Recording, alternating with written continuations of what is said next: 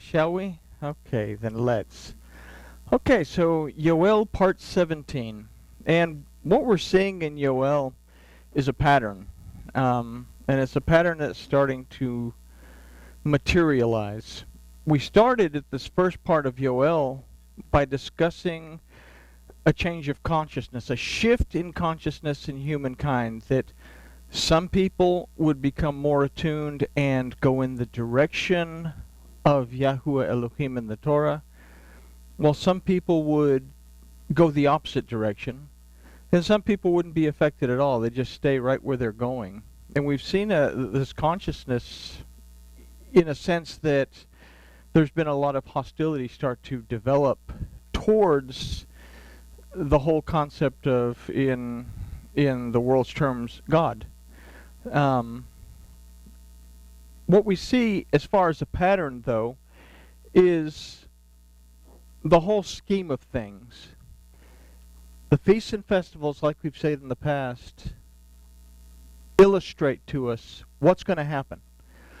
And it was a very interesting comment that someone made, that a lot of people tend to shy away from prophecy or teach about prophecy, and I have to confess I'm one of them, because I've always felt getting a relationship with Elohim has always been more important. But the point that he made is, if there hadn't have been the prophets, then how would they have known to even look for Yahusha and everything that happened within his ministry? So we consider within the feasts and festivals what's going to happen. We have Passover, unleavened bread, and the presentation of the first fruits, that first wave offering of first fruits, happens with Yahusha in the death, burial, and resurrection. We have Shavuot, that in this helical time thing that we've talked about, started with the Torah and then made its round and came back with the Ruach. Again, the giving of the Torah and the bringing back together of the northern tribe that had gone astray, the southern tribe, and everyone else, basically. And now we're faced with Yom Teruah, that originally we had the shofar blast to tell them, hey, it's time to gather at Sinai to hear the Ten Commandments. And at Yom Teruah, we remember that we're commanded to hear his voice in the shofar. And there at Mount Sinai, they said, everything that Yahuwah Elohim says, that we will do. And then it turns out with the thunder and the lightning that they really kind of didn't do that. But this goes full circle again, and this is where our expectation of prophecy to hold true begins, in that the shofar will again blast prior to a tribulation, to say, it's beginning. If you can hear my voice in the shofar, prepare yourself. Okay? Because then this tribulation thing begins, and it takes us to Yom Kippur, which again is doing a full circle thing. We have this golden calf incident that took place, and there was a very, very brief period of tribulation that took place at the golden calf incident. It said, if you are for Elohim, step this way. If you are not, stay where you're at. Levites, put your swords on, go forward. If they don't step this way, then you can go ahead and knock them off. So a choice had to be made, which takes us full circle again to the tribulation, as we'll see today. Towards the end of that tribulation, prior to that final blast, there will be another opportunity given for people to make teshuvah and make up their mind what they want to do, because once this shofar blasts, that's it. At this point, the judgment seat of Mashiach begins. The nations are judged, and we'll go into that in our next study of Yoel. Right now, today we'll look at this final opportunity, and I know we haven't prayed yet. I want to go through this, and then we'll talk to the boss. Then we go up to Sukkot. And Sukkot lasts 7 days. In the book of Jubilees, we're told that Adam didn't live out his first day. It says, on the day that you eat of the fruit, you will surely die. And we say, well, he was 930 years old. How did he not die on the day that he ate the fruit? Because within that we understand that it's a 1,000-year day. Okay? So it's a millennial reign, the day of Yahuwah. According to the book of Jubilees, we also learned that Ish and Isha were in the garden 7 years prior to the temptation by the serpent. Sukkot, the millennium, the 1,000-year millennial reign, Sukkot lasts 7 days. Okay? Now, it's during this part, prior to entering in, this is the marriage supper. Then we go to the last day, which is Hoshana Rabbah.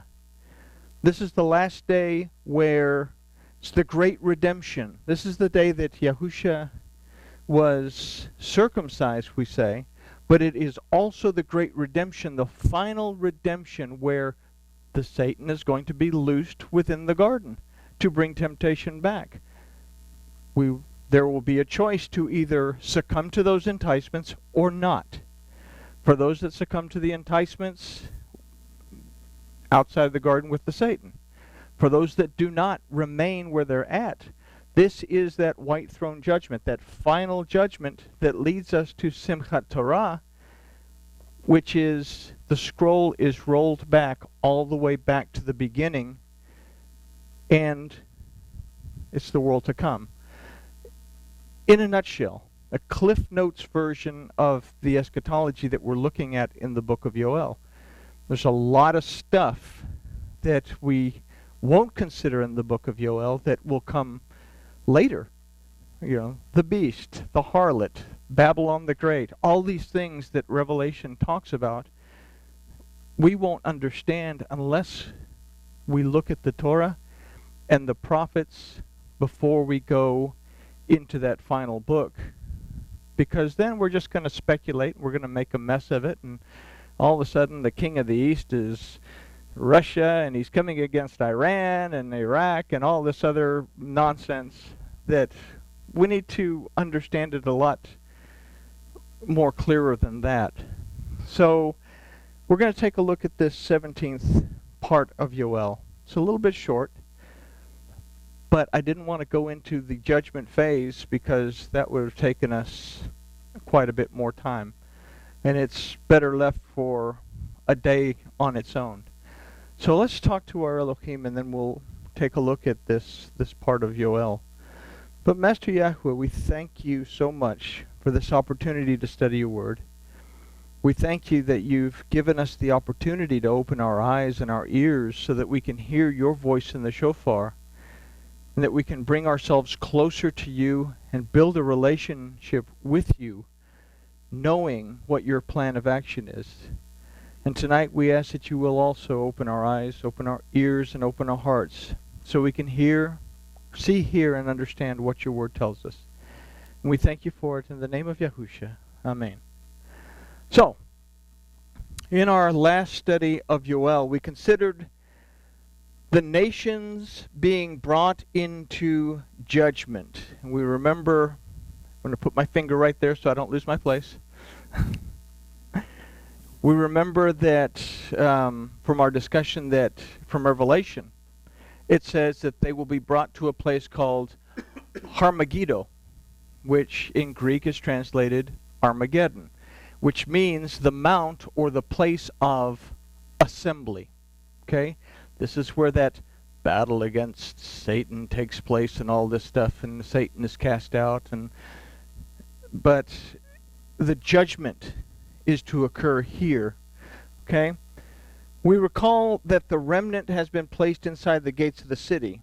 In the verse that follows, we're going to consider the accusations brought against the nations and those who chose to continue in their rebellion against the word of Yahuwah outside of the gates. We will also consider the miracle of mercy and forgiveness that is offered one last time prior to judgment taking place.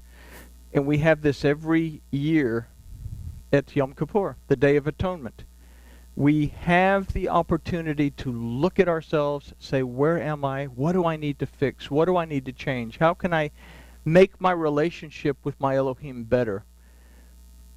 And that will be offered at the end of this tribulation. So we start with, now I got to remember this, in our English-based Bibles it's going to be chapter 3, verse 3. In the Hebrew of the prophets and the Treyasar, it's going to be chapter 4, verse 3. So we start at verse 3. And they have cast lots for my people, and have given a boy for a harlot, and sold a girl for wine, and have drunk. So the first verse in English is, and they have cast lots for my people.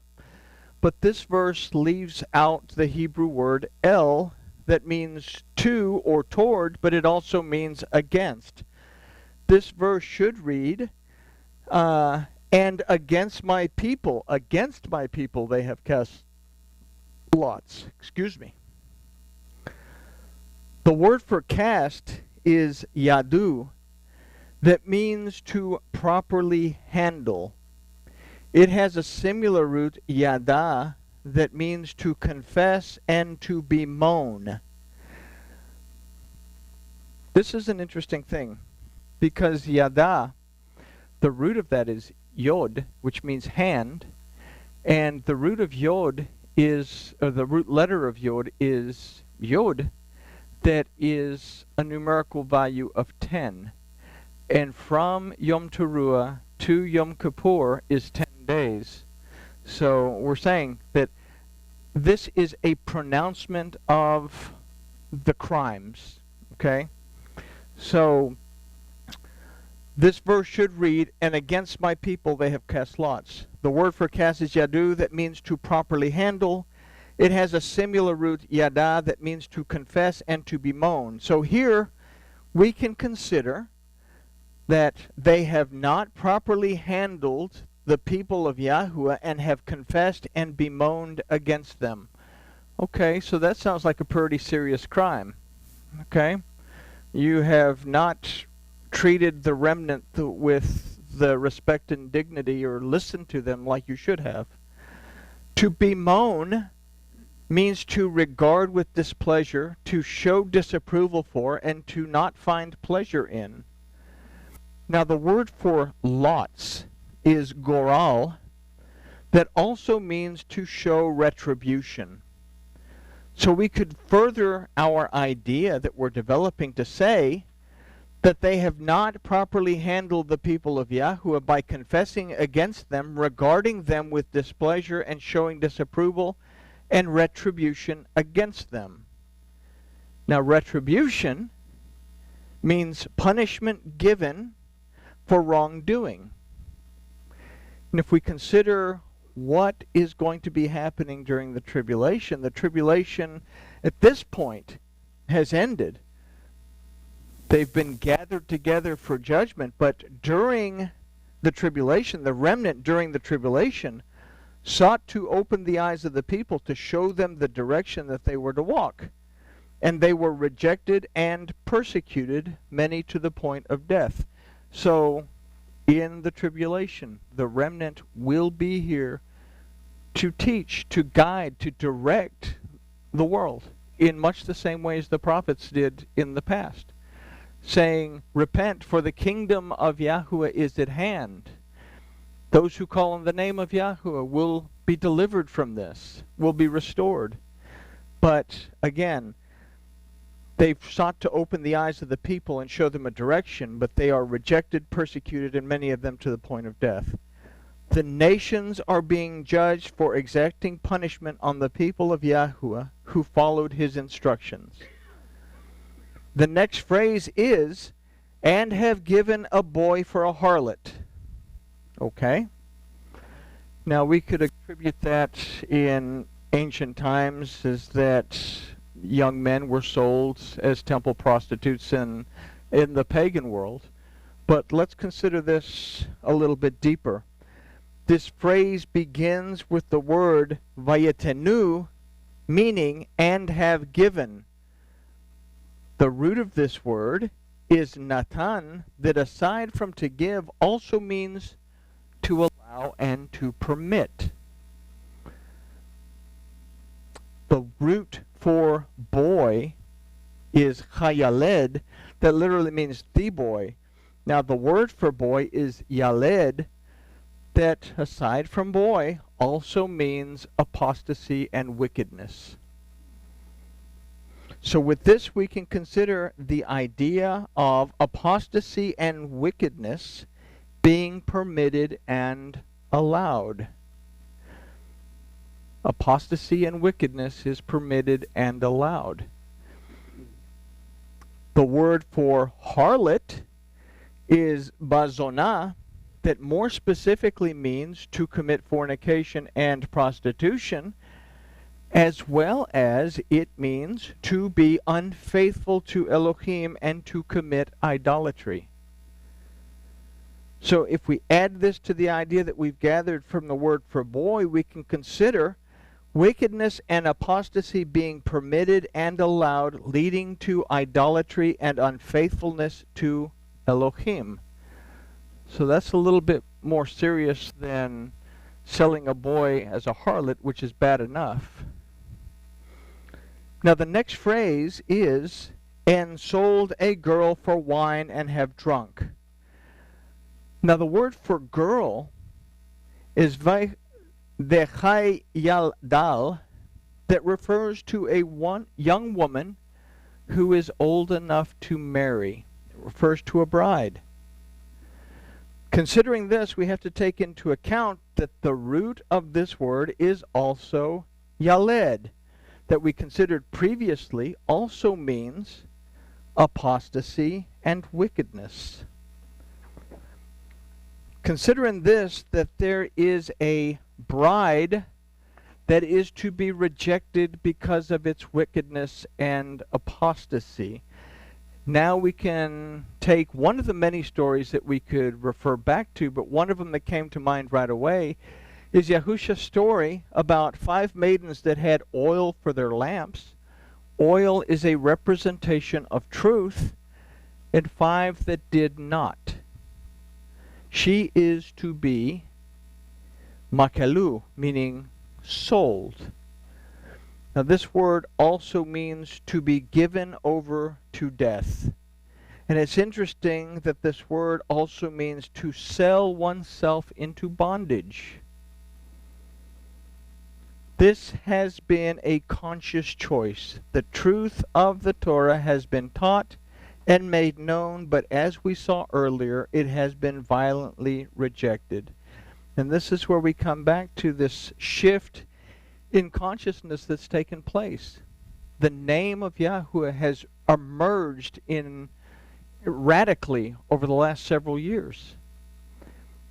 The push to move back to the Torah has increased over the last several years in a radical way. Some people are grabbing onto it.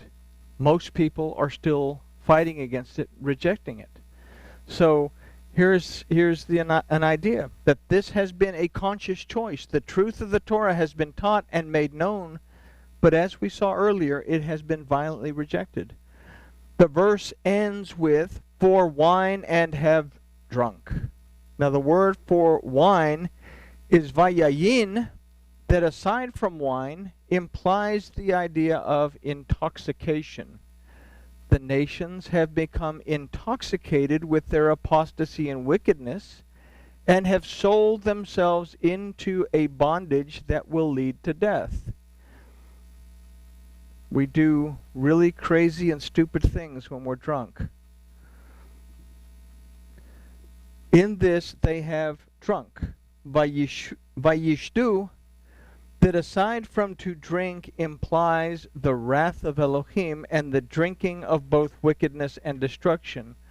So the idea that we could formulate from this verse and put together is that they, being the nations and those that have been rebellious to the word, they have not properly handled the people of Yahuwah.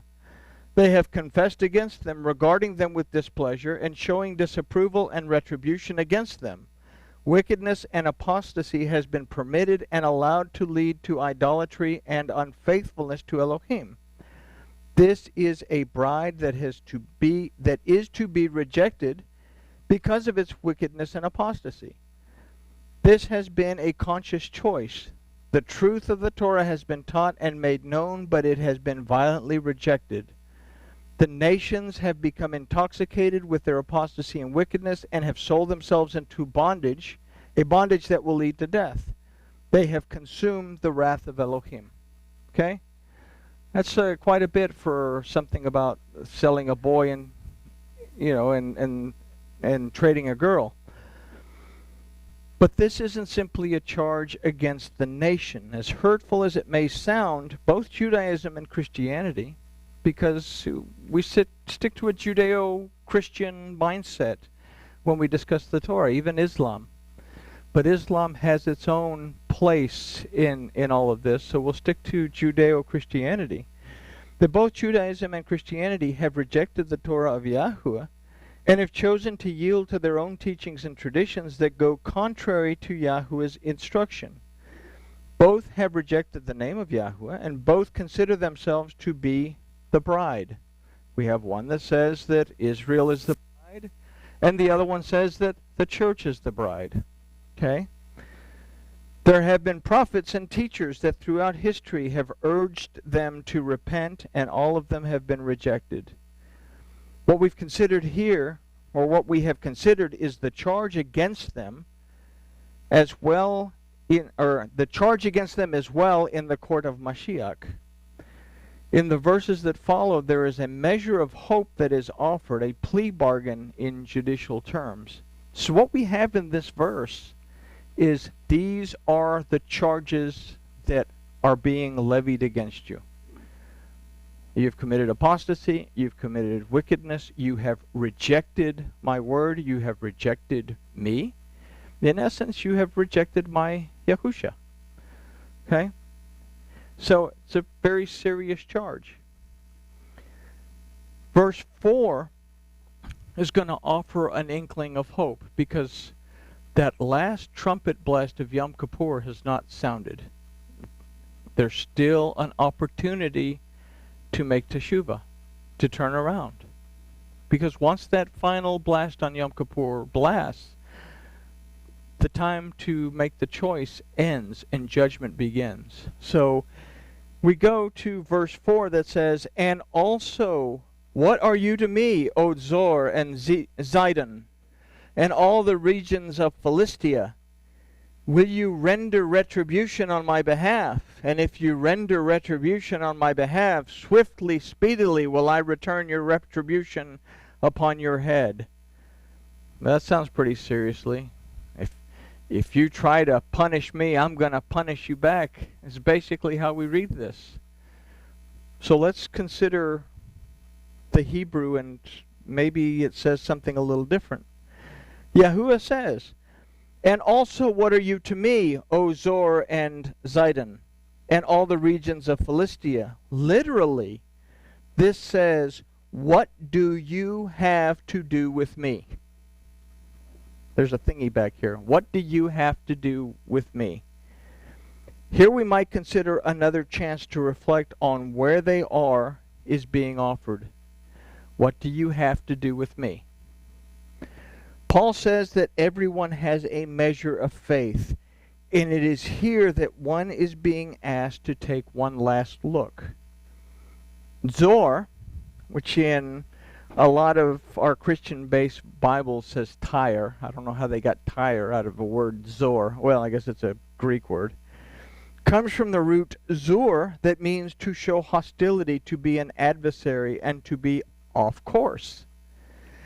It also means to be confined, bound, and under siege. And zur is also the root of the word Mitzarim, that means Egypt.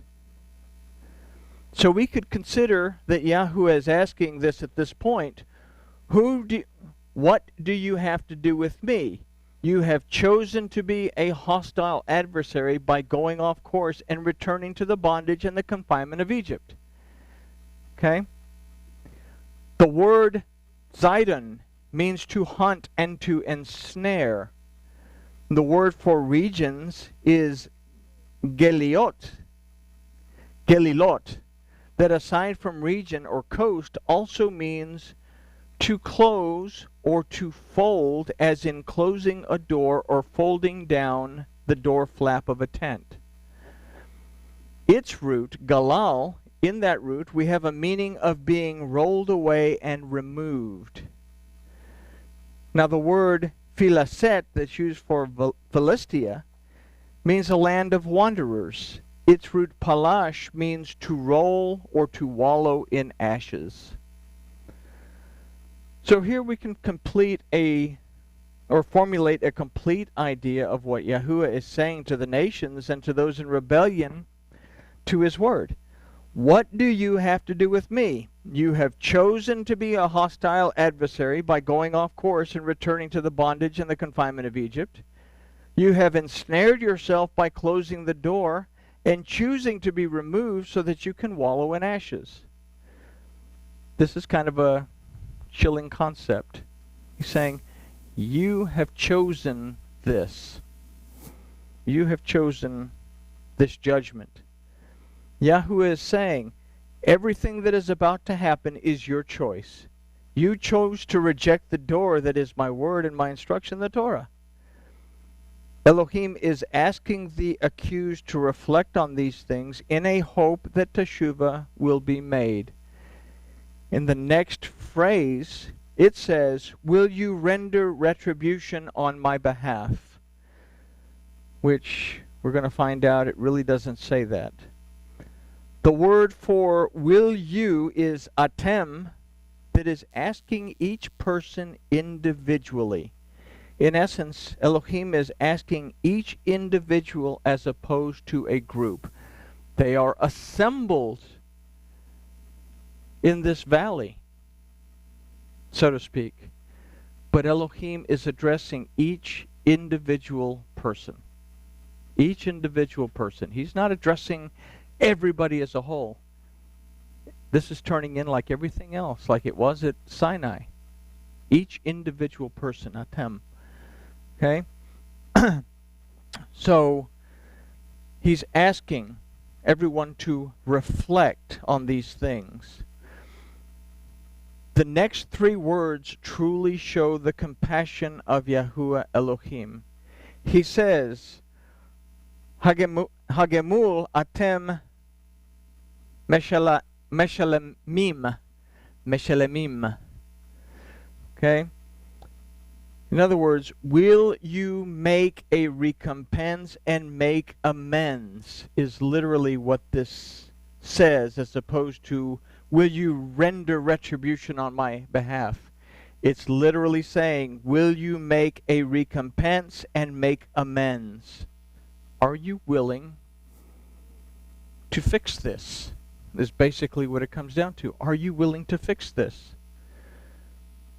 The word for render is hagemul, that literally means to recompense or to have benefit or reward from.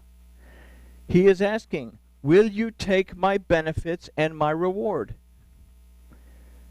The word for retribution is meshalemim, that from the root shalom means a covenant of peace. The root of this is shalom, that simply means peace, a covenant of peace. If we add this idea into the idea that we're developing based on the definitions, we have an idea of, will you take my benefits, my reward in my covenant of peace? Saying, you have really messed up. You've done this. But I am speaking to you. Make teshuvah. Will you accept my reward, my benefits within my covenant of peace? So, we go on. It is in this that we see that even in the judgment there will be an opportunity to make teshuvah. But as we continue with the next phrase, we have to understand that this teshuvah is to be made quickly. The phrase says, "And if you render retribution on my behalf, swiftly, speedily will I return your retribution upon your head." So we still have this idea in this English of this verse that it's tick for tack, that you do this to me, I'm going to do this to you. But let's go on and find out what